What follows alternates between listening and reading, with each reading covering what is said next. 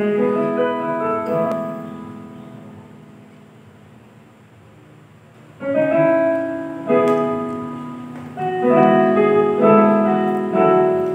pong pinagpalang araw sa atin pong lahat. Sa pangalan po ng Panginoong Hesus, tayo po ay nagagalak ngayong umbangang ito sapagkat minsan pa ay nasilayan muli natin ang bukang liwayway na laging sumasagana sa ating buhay.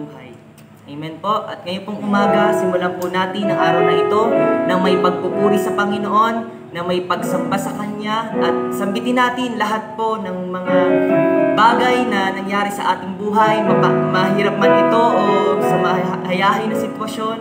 Sabihin natin sa Panginoon at alam natin na sa lahat ng sitwasyon ay laging mabuti ang Diyos. Amen po. Sige po, patuloy po nating papurihan ng Panginoon. Hallelujah, Jesus. Salamat po, Diyos. Bagaman kami, Panginoon, ay karamihan ay nahihirapan sa mga sitwasyong ito, ngunit, Panginoon, patuloy po kaming maglilingkod sa inyo, O Diyos. Ang aming pong pananampalataya, Panginoon, ay patuloy na aagos sa aming buhay, Panginoon. Salamat po, O Diyos. Maluwalhati ka, Panginoon, sa umagang ito. Hallelujah, Jesus. Salamat po, Diyos. Hallelujah. Sige po, minsan pa po tayong umawit sa Panginoon. Isusuko ang lahat. Hallelujah, Jesus. Ang aking buhay ay binago ng Panginoon. Pinalaya ako sa aking nakaraan. Siya'y lumiwanag sa puso kong madilim.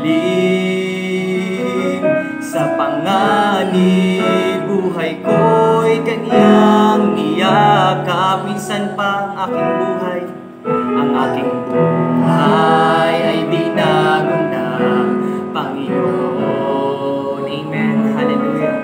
Pinalaya ako sa aking nakaraan. Siya'y lumiwanag sa ating buhay. Lumiwanag sa puso kong madilim. Sa panganib, buhay ko'y Kanyang niyakap. Kaya maglilingkod sa'yo, kaya maglilingkod, isusuko ang lahat. Sa Kanya na nangako at umibig ng tapat, susunod anumang maging kalagayan. Mamumuhay sa Kanyang kalooban. Minsan pa, hallelujah, ang aking buhay ay binago ng Panginoon. Yes, Lord. Pinalaya ako sa aking nakaraan. Siya'y lumiwanag sa puso kong madilim. Sa panganib tayo hindi pinabayaan ng panganib. Buhay ko'y Kanyang niyakap. Kaya maglilingkod, isusuko ang lahat. Hallelujah. Sa Kanya na nangako at umibig ng tapat, susunod anumang maging kalagayan. Mamumuhay sa Kanyang kalooban. Kaya maglilingkod, Panginoon, kaya maglilingkod, isusuko ang lahat. Sa Kanya na nangako at umibig ng tapat, susunod anumang maging kalagayan. Mamumuhay sa Kanyang kalooban. Susunod anumang maging kalagayan. Susunod anumang maging kalagayan. Hallelujah. Mamumuhay sa Kanyang kalooban. Minsan mamumuhay sa Kaniyang kalooban. Mamumuhay sa Kaniyang kalooban. Hallelujah, Jesus. Salamat po, Panginoong Yesus.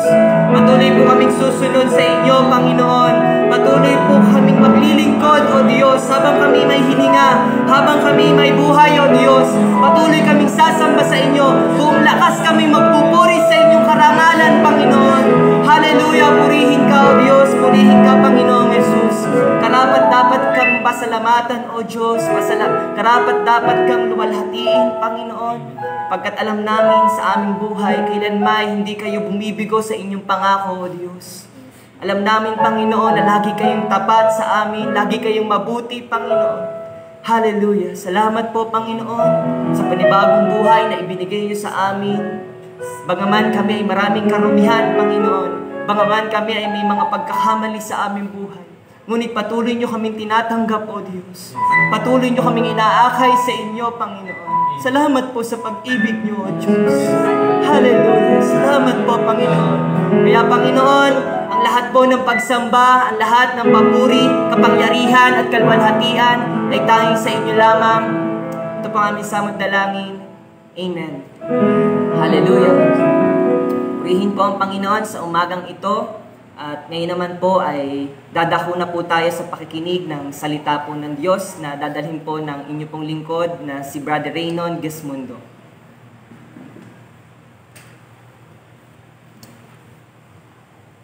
Amen. Purihin po ang Panginoon. At minsan pa po isa pong mapagpalang umaga sa inyong lahat, sa ating lahat po.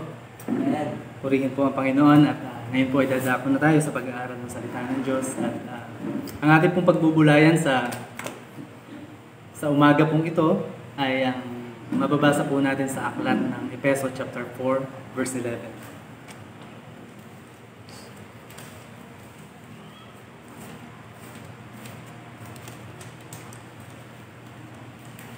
Sinasabi po dito sa aklat po ng Efeso chapter 4 verse 11, at pinagkalooban niya ang mga iba na maging mga apostol, at ang mga iba'y propeta, at ang mga iba'y ebanghilista, at ang mga iba'y pastor, at mga guro. So, kung mapapansin po natin, in-specify po dito ni Apostol Pablo yung mga tungkulin or mga gampanin na dapat, or mga tungkulin na dapat gampanan ng isang lingkod ng Panginoon ayon sa kanyang pagkatawag. So, narinig ko po na ito pong 5 na to ay tinatawag na fivefold ministry. Ano po? At so mapapansin po natin dito na ito pong fivefold ministries na to ay hindi naman po ito hindi naman po ang lahat ay tinawag upang magampanan itong tungkulin na to. Amen po ba? At hindi ko po dinidiscourage yung bawat mananampalataya, or hindi ko po ini-encourage yung bawat mananampalataya na kung wala namang pagkatawag sa isa sa mga tungkulin na to or gampanin na ito, ay hindi ko ini-encourage na tawag dito na gampanan yung kahit isa sa mga tungkulin na sinabi dito sa Ephesians chapter 4:11. At hindi ko rin naman dinidiscourage yung mga mananampalataya na talaga namang malinaw na nangungusap ang Panginoon sa bawat isa sa kanila. Of course, ini-encourage po natin yung mga yon, mga mananampalataya na tinatawag ng Panginoon upang agampanan yung 5 tungkulin na to na nabanggit dito sa Ephesians chapter 4 verse 11. So kung nangungusap sa inyo ang Panginoon, kailangan po natin humakbang ng may pananampalataya. Huwag na po tayong mag-no. Amen. At ganun naman po, hindi po to yung ating pag-uusapan. Sapagkat ito pong fivefold ministry na to, dito po sa Ephesians chapter 4 verse 11, nabanggit po dito yung apostol, mga propeta, ebanghilista, mga pastor, at mga guro. So, maging specific po tayo dun sa pagkatawag ng Panginoon. I mean, maging general pala sa pagkatawag ng Panginoon. Dito kasi, specific. Sinabi na pastor, guro, evangelista. But lahat po tayo na tumanggap sa Panginoong Jesus, tayo po ay lahat ay tinawag upang maglingkod sa Panginoon. Amen po. At kung paano po na itong mga evangelista na to, mga apostol, mga propeta, pastor, guro, ay itinayo din dun sa iisang pundasyon. Sino nga yung isang pundasyon na yun? Ang Panginoong Hesukristo. Ganon din po tayo. Hindi man po tayo tinawag sa ganitong gampanin, sa ganitong tungkulin, tayo po ay kabahagi ng katawan ng Panginoong Jesus. At basahin nga po natin sa Ephesians chapter 2 verse 19. So sa pamamagitan ng iisang espiritu, ano po? Verse 19 hanggang sa mga sumusunod na talata. Sabi dito, kaya nga hindi na kayo mga taga-ibang lupa at mga manglalakbay, kundi kayo'y mga kababayan na kasama ng mga banal at sangbahayan ng Diyos. Sa verse 20, na mga itinatayo sa ibabaw ng kinasasaligan ng mga apostol at ng mga propeta, na si Kristo Jesus din ang Pangulong Bato sa panulok. Sa 21, nasa Kanya'y ang buong gusali na nakalapat na mabuti ay lumalago upang maging isang templong banal sa Panginoon. Sa verse 22, na sa Kanya'y itinayo naman kayo upang maging tahanan ng Diyos sa Espiritu. So kung babalikan natin sa unang Korinto, sa chapter 3, verse 17, huwag na po natin basahin. Sinabi doon na ang ating katawan ay templo ng Diyos or templo ng Espiritu Santo. At tayo nga dito ay naging kabahagi nung katawan ng Panginoong Jesus, nung gusali or nung iglesia.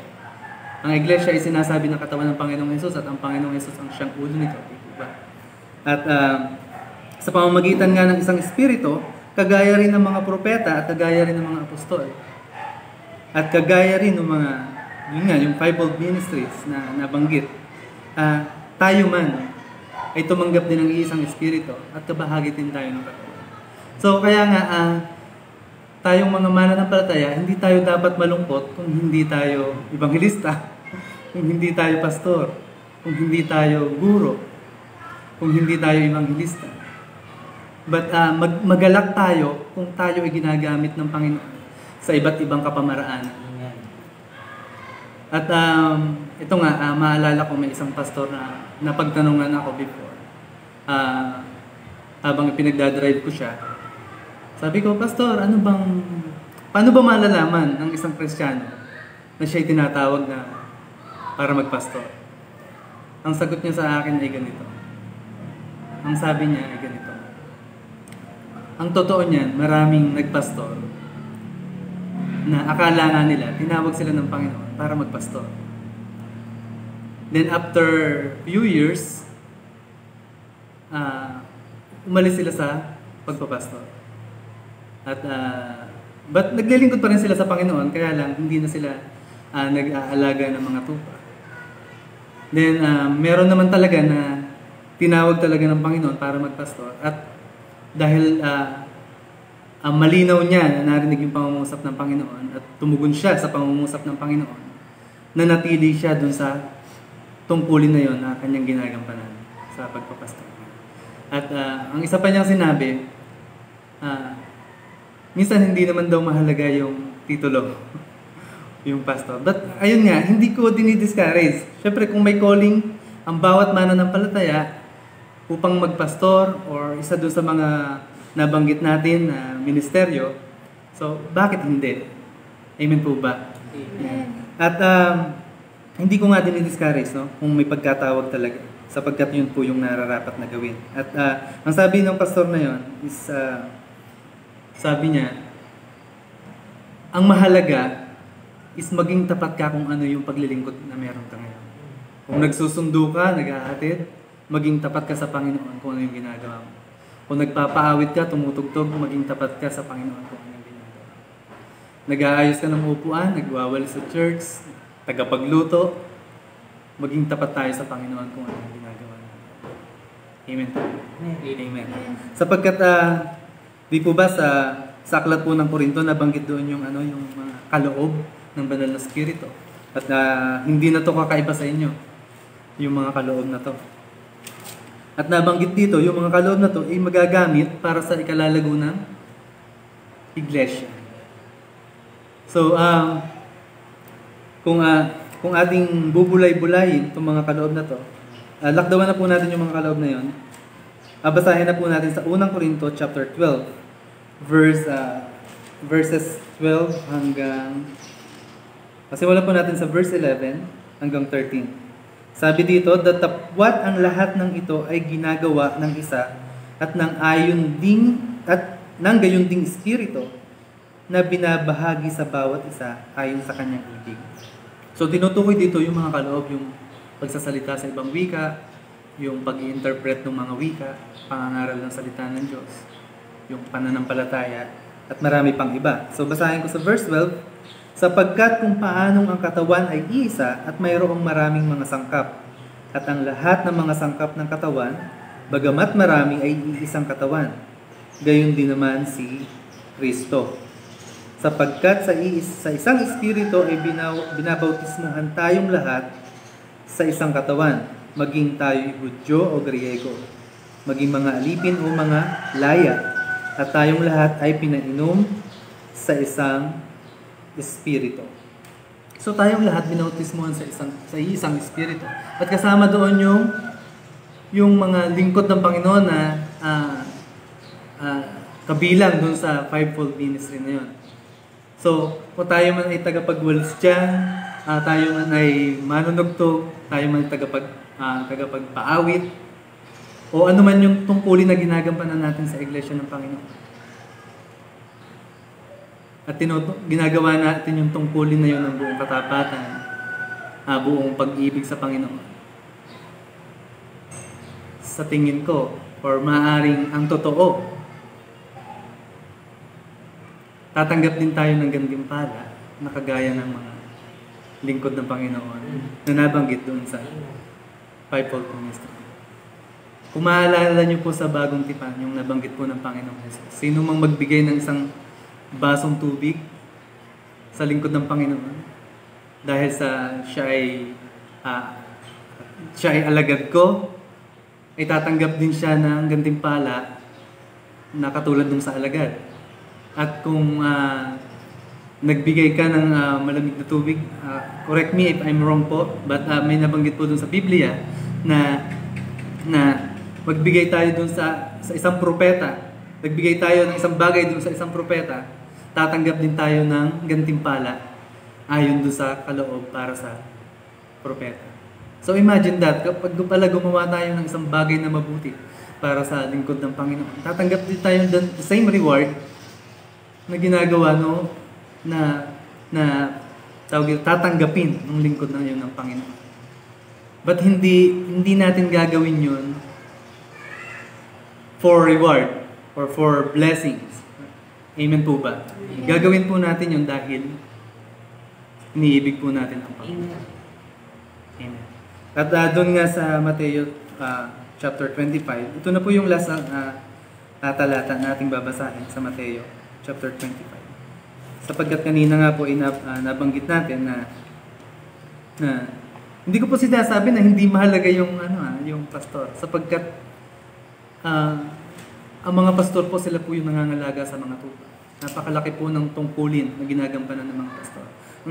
Ang nais ko pong patungkulan dito, ano man po yung paglilingkod na meron po tayo ngayon, kailangan lamang po na maging tapat tayo at gawin po natin yun ng buong pagmamahal sa ating Panginoon. Sa Matthew chapter 25 po, verse 21, sinasabi po dito na,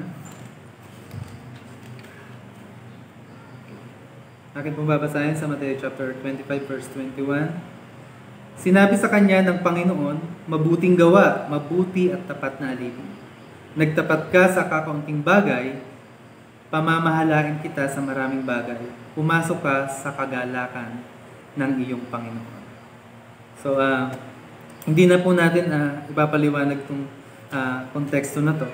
But ito po ay inihalin tulad ng Panginoon doon sa panahon na darating, yung paghahari ng Diyos na darating. Sabi nga, sa ganito, may hahalin tulad yung kaharian ng Diyos.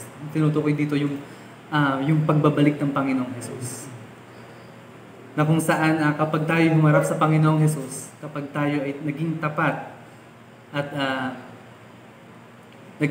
tapat tayo na lingkod ng Panginoon, pagharap natin sa Panginoong Jesus, sasabihin niya sa atin.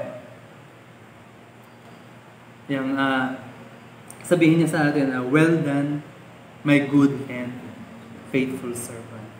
So, hindi po nabanggit doon na evangelist, hindi po nabanggit doon na pastor, hindi po nabanggit doon na teacher, hindi doon nabanggit na musician, worship leader, or church maintenance. Di ba tawag doon? Church maintenance.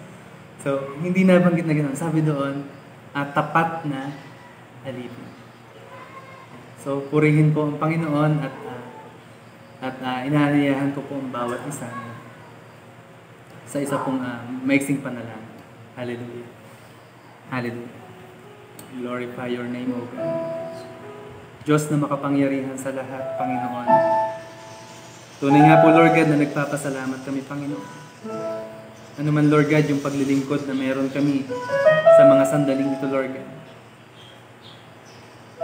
Lord God, even, Panginoon, yung sa mga sandaling ito, Lord God, ay nakapakinig at nakikinig, Lord God, ng inyong mga salita at ang panalangin ito, Panginoon. Father God, ano man po yung paglilingkod na meron sila sa mga sandaling ito, Lord God. Tunay nga po, O Diyos, na ito, Lord God, ay mahalaga sa inyo, Panginoon. Dakilang Diyos na makapangyarihan sa lahat. Lord God, tulungan niyo nga po ang bawat isa sa amin, Panginoon.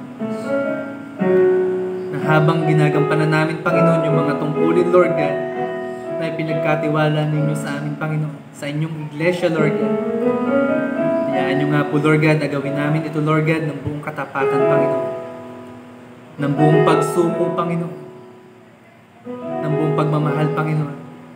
Sapagkat tunay nga po, Lord God, na kayo ang unang umibig sa amin, Panginoon. Kayo po, Lord God, yung unang nagtapat sa amin, Panginoon. Kayo po, Lord God, ang unang nagbigay ng buhay para sa amin, Panginoon. And Lord God, may you help us, Panginoon, to worship you, Lord God, to praise you, Lord God, with our lives, O God.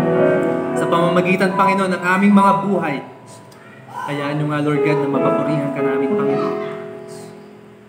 Sa ganun po, Lord God, sa aming pagharap sa inyo, Lord God, sa darating na panahon, Panginoon. Kami nga po, Lord God, ay walang dungis, Panginoon, walang kapintasan, Lord God, na inyong masasabi, Panginoon, well done, my good and faithful servant. Lord God, maraming salamat po, Lord God.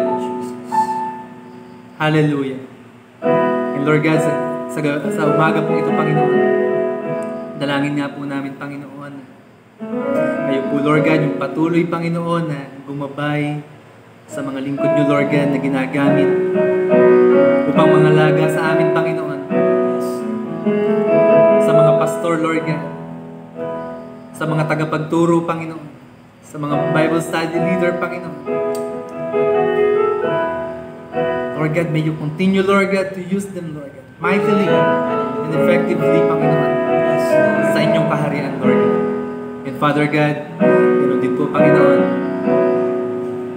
sa bawat isa, Lord God, na ginagamit niyo, Panginoon, upang pangunahan, Lord God, ang inyong mga anak, Panginoon, sa pagpupuri sa inyo, Lord God.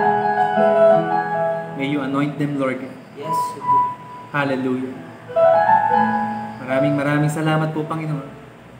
Binabalik nga po namin sa inyo, O Diyos, ang mataas sa papuri, pagsamba at pagluwalhati sa pangalan ng Panginoong Jesus. Amen. Amen.